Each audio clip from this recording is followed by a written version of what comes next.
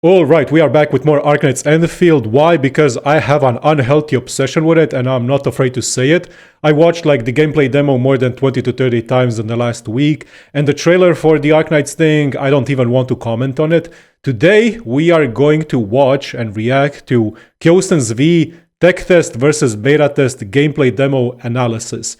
Because from my understanding, KyostinV knows Chinese, I don't, insane skill issue, and I want to see what the differences he found when it came to the gameplay demo analysis, and I want to add my own commentary and my own things, because I also played the technical test beta, and he also played it both Chinese and English. I only played the English one in January, so yeah, I'm excited, so let's get into the video.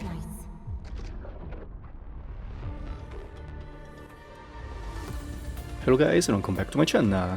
Let's analyze the new gameplay demo from Arknights. I watched this so many times, it's insane. 1 year since the technical test for this game, and from the new gameplay demonstration, we can notice a huge improvement in the game. Yeah, it's a brand new game. Mechanics to base building, graphic, ambient design, etc, etc. Let's analyze them one by one. First of all, the character development.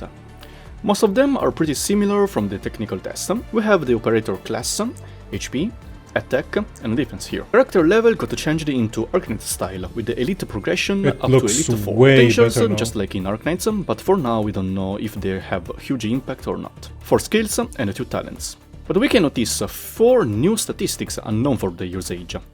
Yeah, this thing wasn't in the beta at all, so yeah. It seems like what? Strength, dexterity, intelligence? Power, agility, knowledge and will, okay. With one of them highlighted in yellow. And this is the highest number, with exception for Xehi. Has also anyone else noticed that our MC is the only kinda 6-star in the game, but everyone else is a 5-star or 4-star? Do you think that we are only going to have like our MC as the 6-star and everything else is gonna be 5 and 4-star? That would be pretty sick. And maybe once a year we get a 6-star for like anniversaries. Or other stuff. And it looks like their scaling is based on the operator elite and the levels. The rarity of operators are also updated, going from 4 stars like Chen, Wolfguard, Xehi, to 5 stars, such as Perlica and the New Panda, and in the end, End Administrator being a 6-star. Okay. Besides this, every operator can equip a weapon, which should be the same as the technical test, with the rarity going from 2 stars to 6 stars. And just like operators, they also have a elite system now, and a potentials system for duped weapons. For example, with the Chen's weapon, it has a main stat of 95 attack, and 3 different effects. Agility plus 7, physical damage plus 4, and the third effect is when the skill hits an enemy, attack increased by 18.1% lasting 15 seconds, and cannot be stacked. And close to these effects, they have a number similar to upgrades. So probably every time you elite your weapon, these effects will be powered, and the weapon potentials will probably affect their stats as well. And just like the technical test, we can install a matrix on the weapon. For people who doesn't know, the matrix are basically rare items dropped by enemies. This is something I would do in the technical test. You would go around the world and every time you kill something, there is a chance that that thing drops. It's similar to like what Wuthering Waves has with the ecosystem, but you can apply it to just your weapons. Like it's just a stat boost, which can be equipped on weapons, giving them extra effects. Their value scales with different rarities of metrics. Not sure if they changed the way to obtain them or not, respect the tech test. Next we have the equipment. Craftable in your base and with a really low RNG only at the end game. So in short, this is something I am so thankful for. Like I will swipe my credit card every day if I just don't have to deal with the Hoyover's artifact relic system, because I think that system is one of the worst systems that has ever been introduced in any gacha.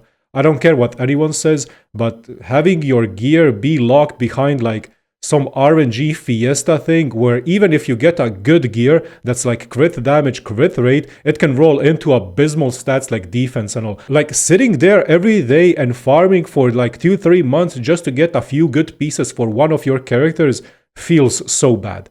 Like I like the system that it was in technical test for Endfield, because you could craft the same item, but the differences in the item would be like a few points. So you can go like full min-max where you can have like 100 points, or you can just be like, oh, 97 points in crit. Nice, that's good. Like, right? It's like minimum differences.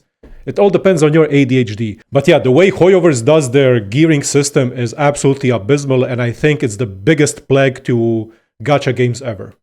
They also added the new slot called Tactical Item, and we will discuss about this later. You can see here, by promoting, so eliting your operator, to the next phase you can unlock more levels for your skills, passive abilities, base skills, etc, etc. Also, just to mention, my waifu Chen is so cute. Different. Also, has anyone noticed how this yellow bar is gonna probably move once we upgrade further our characters? Like if you upgrade everything here and everything here, this yellow bar is probably gonna move into the second column because there are 3 columns and it's gonna be easier to differentiate which characters are upgraded or not because this UI is pretty slick. I have a feeling this thing is just gonna move to this thing once you upgrade everything, and once you get into the end game of upgrading your character, the yellow bar is gonna be here. So like when you click on different characters really fast, you can easily differentiate where your characters are in terms of upgrades. I'm just saying, will also have different this UI is so slick. From this showcase we can see physical, electro, fire, nature and ice, but there are probably more. They also added the affection number of the operator. You can send them gifts to increase this number. Let's talk about the UI changes. It's basically the same from tech test, but with the new buttons. Going from top left we have the operators, squad, equipment, which is a new button, and in the end... I'm curious about the recruitment because that means that we will be able to test out the gacha system in the next beta test, because in the technical test alpha that we played, we didn't even have gacha system or anything of that implemented. So I'm pretty curious to see how the gacha animation is gonna be and how the rarities are gonna function. I pray for some good rates. And in the end, the exchange shop. While on the right side, we have way more buttons. First of all, we can notice that the PRTS button got removed. Or maybe is on bottom side, since this is probably scrollable.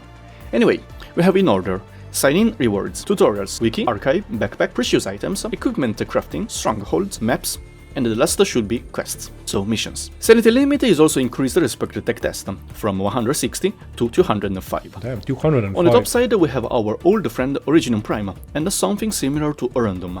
And that's all. These are gacha currencies, for anyone that's not familiar with Arknights.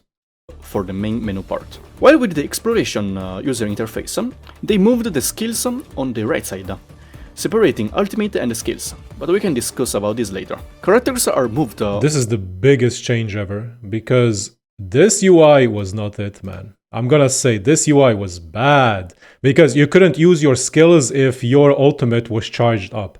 So instead of using your skill, you need to blow your ultimate first to be able to use your skill. They moved the skills on the right side, but it looks so slick now. It looks so good. But we can discuss about this later. Characters are moved from middle right side to the bottom left, and by clicking Q, you can swap characters. On the top right side we have the most used features I already showed before, while on the top left side they added something new. First of all, the tab, which swaps between exploration and factory mode. Then we have the skill tree and the Outpost production graph. While on bottom side of the map they added a chat system, so we can probably chat with our operators like in Honkai Star Rail. Okay, chat system, but what if chat system for future co-op stuff? Listen, a lot of people are gonna say, oh, this looks like Genshin UI. To me, it doesn't. To me, this looks like a JRPG UI mashed with old-style MMO UI. Like, this thing reminds me of a lot of MMO style UI, and it looks slick. Like, I love it that everything is here, and none of it is on the side. That's all for the user interface analysis. Next, one of the most important part, the combat mechanics. Combat is so good. I can already tell you that they changed a lot of stuff from the technical test. But the main combat system is still focused on a main controlled operator and the 3 AI assisted operators. But you can time when to use their skills and ultimates. During the tech test, you could only use the operator's skill, and by using them you can charge the ultimate. Once you used enough times this skill, you can unleash the ultimate. This got changed. In fact, they splitted the skill and ultimate. And since they have the same button, I suppose to unleash the ultimate you need to hold the corresponding button. Another big change is that now the normal skills doesn't have a cooldown anymore, but there is a team shared skill points bar, which gets filled during the combat, filling more when you do specific actions, just like toughness bar damage. Every time you... This also reminds me of this shared thing. It reminds me of like Final Fantasy stuff. So in Final Fantasy games you always have like a shared thing with all your party members, and then once you fill it up like to full, you can use like a giga ultimate attack, or like all your characters combine into one attack. This is really good. But the main thing when it comes to the combat is skills and ultimates having their different cooldowns, and combat not being boring. Because in the technical test, one big thing you would do in combat is you would press like your skills, everything would go on cooldown, and you would just sit there and watch your characters auto attack for like 15 seconds. And the auto attacks weren't even impactful, it was nothing. It was the most boring thing ever. So anyone that says the old combat system was better, you don't know what you're talking about because you haven't even played the technical test. It was one of the most boring things ever. Because you could see that they didn't put that much thought into the combat at that point, but it had a lot of good groundworks. So yeah, right now, this combat is way more impactful. The auto attacks actually have meaning, and the like QTE and everything is way better. I also love the fact that you can have your whole team on the map. It changes so much. I love that fact, that you can have all your 4 party members here.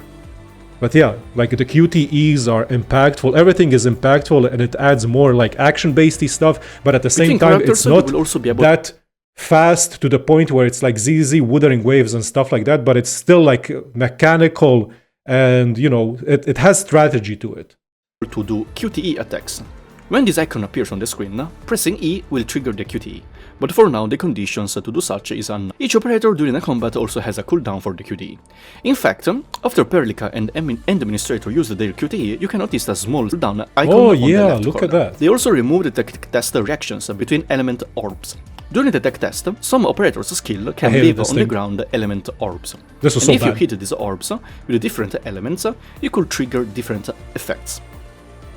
So every skill that you use in technical test, you would have like 10% chance of spawning a red orb, 20% chance of spawning a lightning orb. If you place your, fire attack into the lightning orb, it does like an effect like in Genshin, where it triggers a different elemental reaction. The thing is, it was so RNG and so boring. Like the orbs would randomly spawn across the other side of the map or somewhere where the enemy wasn't even in.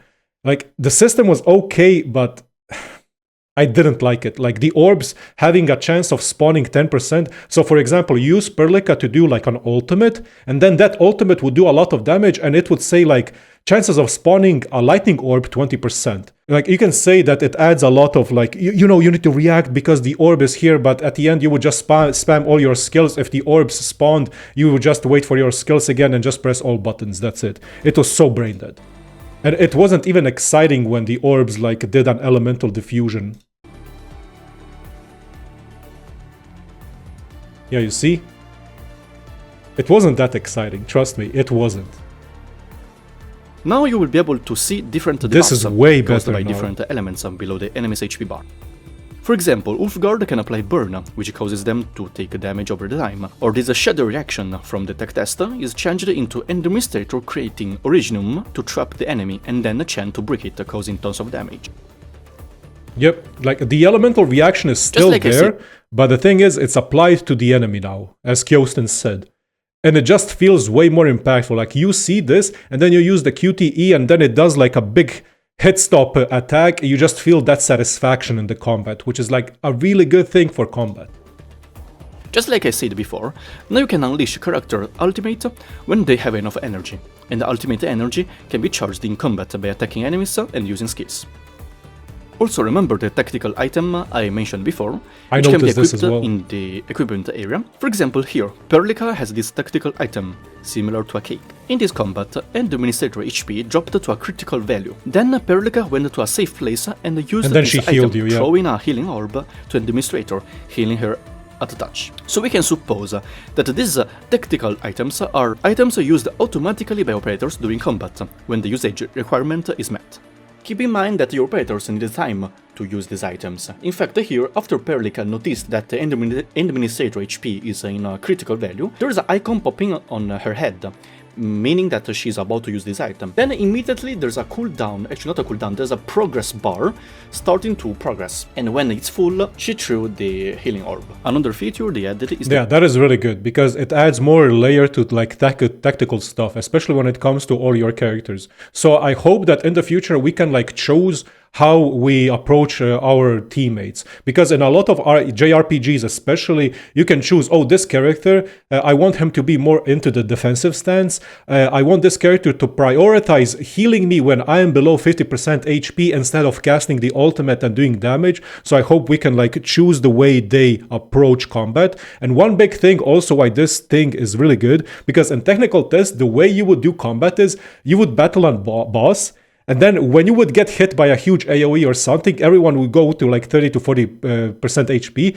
You would press tab, you would hold tab, and then you would be like heal, heal, heal, heal, heal, heal, heal, heal, heal, heal, heal, heal, and then everyone would be full HP healed, and then you would go into the, like, you would just continue your combat. Because when you pressed tab, the whole game would freeze, and then you would just start spamming like healing items, and then you would continue. And then if the same thing happened again, you would press tab again, you would start spamming your healing. It was so bad. Like, it was like, oh my god, I don't want to even, it just felt bad. It didn't even feel, it was so brain dead. Critical, but this is way better. Icon popping on this is way better. Bar. It's not removing them anymore, but instead you have to increase the bar to full in order to stagger the enemies. There are a lot of more about the combat mechanics, but it's hard to guess from the gameplay demo. We can check. One thing that I also noticed in combat is every time you use something different, a different character procs their QTE. So from this, I can like maybe think that if you use like a stun attack with your MC, that thing procs Chen's QTE into like lifting them up into the air and does that. So probably if you apply like an ultimate, it procs like, I think every single character is going to have like different procs for their different QTEs. Check it is when the beta test begins. Now let's take a look into the Outpost building, or better, the industry part. Some improvements are made, for example, to the zipline. Now there's a small animation when taking it, while for the Outpost, the core mechanic is still the same. You build the facilities to do a certain job, connecting them, and in the end to make a work chain. If you're interested to see how it looks... The children yearn for the mines. We need to mine. The factory must grow. Okay, this is way better as well. Like, you can check this video from the technical test about the base building. I mean, the base building was one of the core aspects that they kind of finished in the technical test, and it was really fun. Like, somebody like me, I approached it with a really negative aspect, but later on when I put like a few hours into it, I started loving it. I remember I spent like one whole day, 10 hours just doing my bases. And you don't even need to min-max. The way you approach building bases and all this stuff is you just have fun. Just create the most meme bases ever. It doesn't need to be like optimized and min-maxed. Of course, there are a lot of players that are going to be, but if my stuff is not min-maxed, I'm not getting all these resources. Like, come on, man. Like, if you are a new player, I would definitely suggest you to dip your toes into the base building and just have fun. Like, create something unique, create something fun. But if you don't like fun and if you don't like creating stuff, if your brain is giga smooth, just go to KyostinV video. He will probably have like a base building guide. I'm just saying. But the base building was really fun. Offensive facilities. Here we can see they built one auto turret and one electro turret, making it slightly tower defense. So if you want, you can probably just build a lot of turrets and keep the enemies there with the characters and let your turret to do all the damage. Anyway, from this I can already expect a lot of game modes using these turrets. Finally... Oh my god, imagine like base invasion.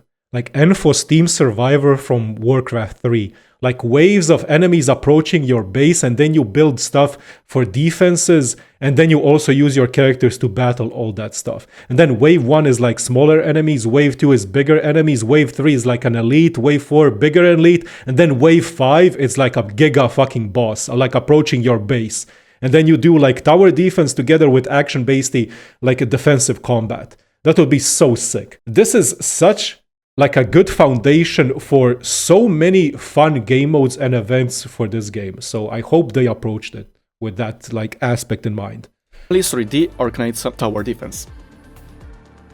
Like base invasion would be so sick. Co-op base invasion? Oh my god. I'm hard.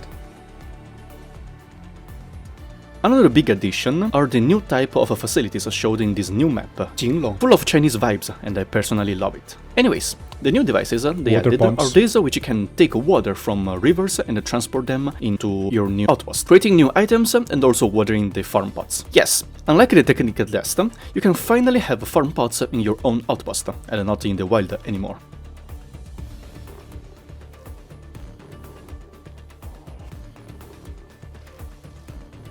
Stardew Valley time, let's go.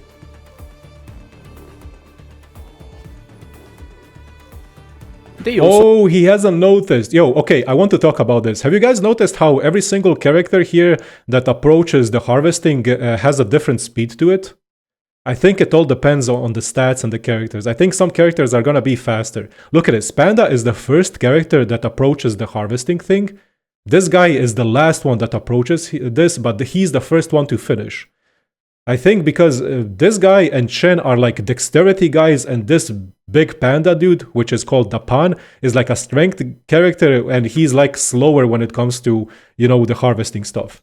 Look at this. He's the first one to approach, but it takes him time to start the animation. This little dude instantly approaches and instantly starts the animation. So all three characters have a different speed of when they are finished. Like, okay, they are doing their stuff, right? He's done. Bam, smiley face. Chen is done, smiley face, and Panda is just the last one. Even though he's the first one that approached. The function of insight, allowing you to discover it's just a small thing around you. This is the same like technical test.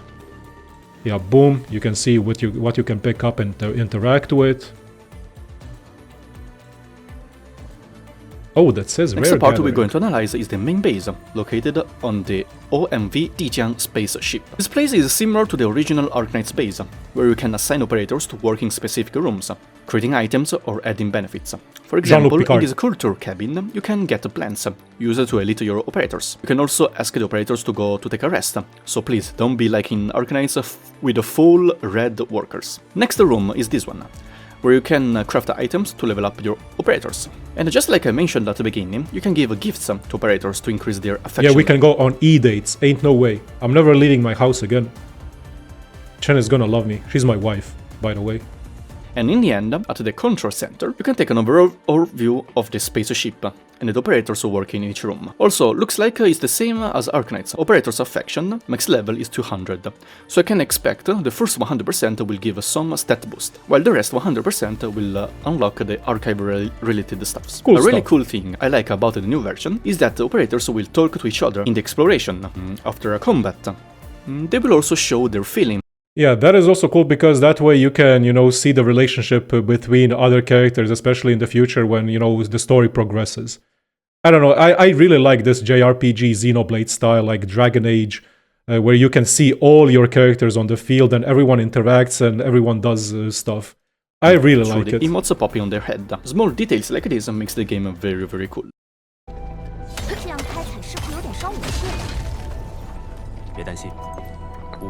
You can see the impact of the blows they do now.